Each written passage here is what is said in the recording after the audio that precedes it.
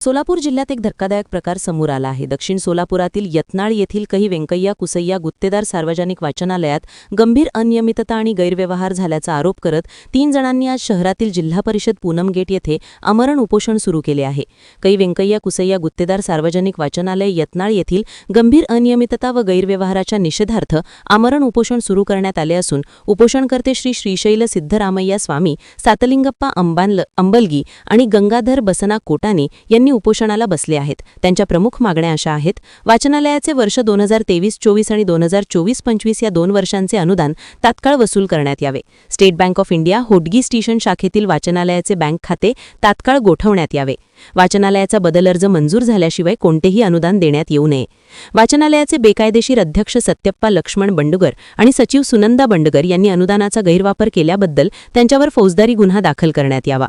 दिनांक 23 मार्च 2026 रोजी श्री अनिल सूर्यवंशी यांनी वाचनालयाचे तपासणीसाठी पैसे घेऊन तपासणी केलेले व तपासणी अहवाल ग्रंथालय संचालक मुंबई यांना पाठवले, याबद्दल त्यांच्यावरती कायदेशीर कारवाई व्हावी अशी मागणी आहे। उपोषणकर्त्यांनी स्पष्ट केले की प्रशासनाने या मागण्यांवर तात्काळ योग्य कार्यवाही केली नाही तर ते आमरण उपोषण सुरू ठेवतील। उपोषणकर्ते माध्यमांशी बोलताना म्हणाले, वाचनालयात मोठ्या प्रमाणात गैरव्यवहार झाला आहे। जनतेच्या पैशाचा दुरुपयोग होत आहे। प्रशासनाने याकडे गांभीर्याने पाहावे आणि त्वरित कारवाई करावी, अन्यथा आम्ही उपोषण मागे घेणार नाही। सदर वाचनालय ही एक सार्वजनिक संस्था असल्याने येथील अनुदान ही जनतेची रक्कम आहे। त्यामुळे या प्रकरणात प्रशासनाकडून लवकरात लवकर कारवाई होईल की नाही याकडे सर्वांचे लक्ष लागले आहे। सोलापूर जिल्हा परिषद व संबंधित विभागाकडून याबाबत अद्याप कोणतीही अधिकृत प्रतिक्रिया आलेली नाही। या प्रकरणावर अधिक अपडेट्स मिळत राहतील। प्रशासन यावर काय भूमिका घेते याकडे लक्ष असेल। ताज्या बातम्यांसाठी आमच्या सोबत रहा। मी श्रीशैल सिद्धरामय्या स्वामी, राहणार यत्नाळ, तालुका दक्षिण सोलापूर, व्यंकय्या कुसय्या गुत्तेदार वाचनालयाचे चेअरमन आहे। आता ते वादविवाद चॅरिटी मध्ये चालू आहे। ते वादविवाद संपेपर्यंत कुठल्याही गटाला अनुदान मंजूर देऊ नये। वादविवाद संपल्यावर कुठल्या गटाला मंजूर होते त्या गटाला अनुदान द्यावे।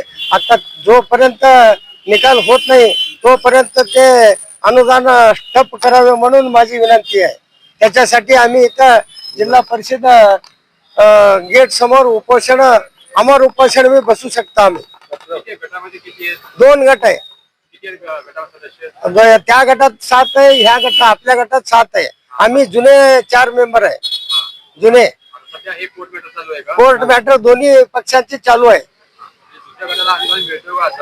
मिळतंय आपल्या गटाला, पण ते कुठल्या गटाला कोर्ट कुठल्या गटाला निवड करते त्या गटाला अनुदान देऊ द्या। तोपर्यंत तो अनुदान स्टॉप होऊ द्या।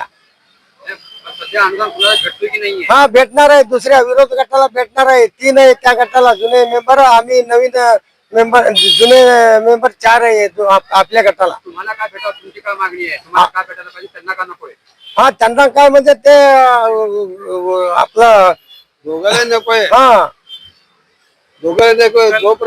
जोपर्यंत निकाली लागत नाही तोपर्यंत अनुदान स्टॉप व्हावे। हा, निकाली लागतं त्या गटाला देऊ द्या।